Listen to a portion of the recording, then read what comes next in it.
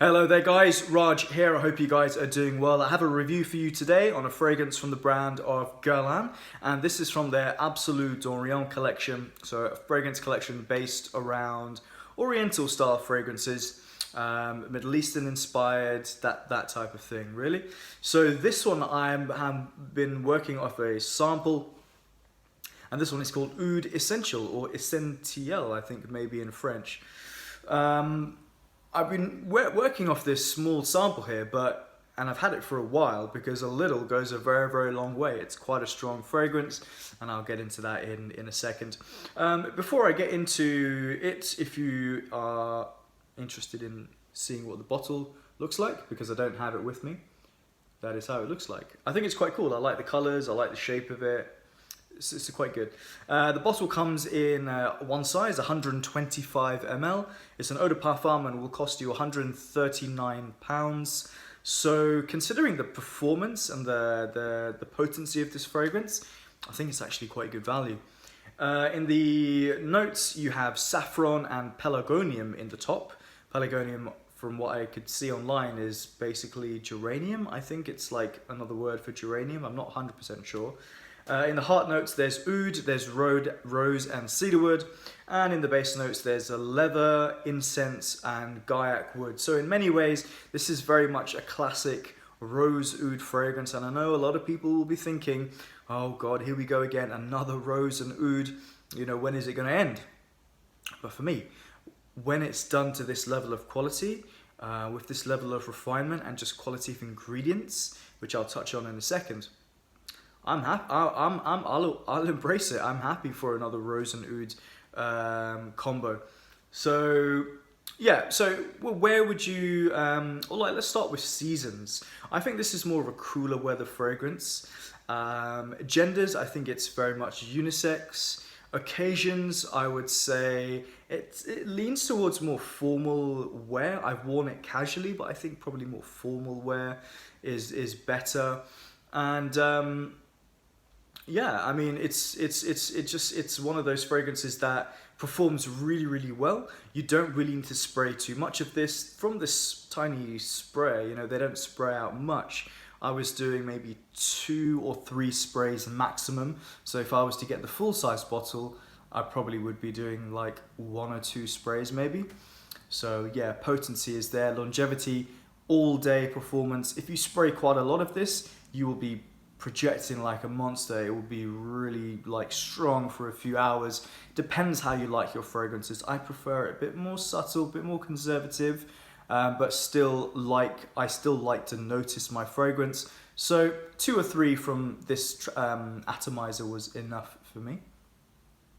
So what does this fragrance smell like? Well, it's called Oud Essential, but really it should be called Rose Essential because that's the main note for me. I think the fragrance revolves around this really amazing rose note, and it changes from top to bottom. And what I get in the top of this fragrance is a spicier rose. So it's almost, I don't want to say like harsh spices, but more sweeter spices. I get a little bit of saffron coming in there as well. There's also this incense, kind of frankincense quality, a touch of smokiness in there as well, but nothing too, it's nothing loud. It's actually quite refined. So you have the typical notes in there that you might find in a Middle Eastern fragrance: rose, oud, leather, saffron. But I don't find this one harsh or aggressive. I find it very smooth overall. As the fragrance develops, this spicier rose transforms into something a little bit more fresher, something a little bit more syrupy, and it still retains that sweetness. It still retains the spiciness, but it has this syrupy sweetness that's joined with, that's coupled with the spicier elements of this fragrance that creates a really, really nice effect. I feel like oud, if it wasn't in the title, I would think, yeah, there's probably an oud, they had to add an oud note into here, but it's not really standing out to me. I would say there is this slightly smoky, earthy, mushroom-like quality in this fragrance, but done in a more of a subtle way. It adds another layer to this fragrance. It adds depth and complexity, but doesn't make it harsh or aggressive or funky or skanky in any way. I think actually in the air, this one comes across as fresher than you might think, but when you get close up to wherever you sprayed it, you do get the more heavier, leathery elements of this fragrance. So it depends how you smell your fragrances throughout the day. But yeah, I was like, performance really, really good.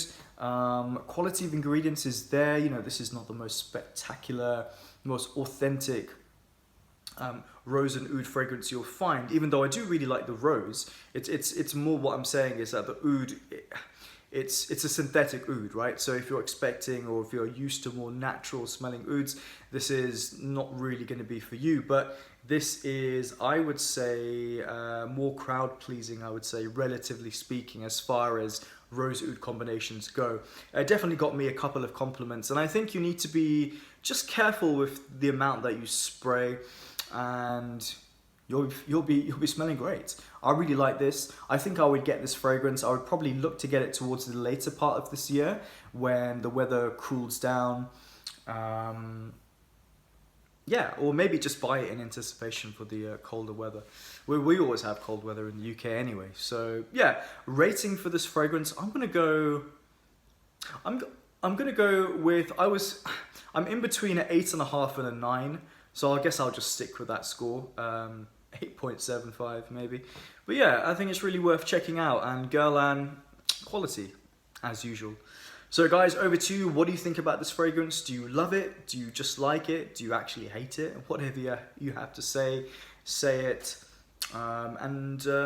Maybe let me know what other fragrances in this line do you like. They've recently changed the lineup a little bit. They've brought in Encens Mythique.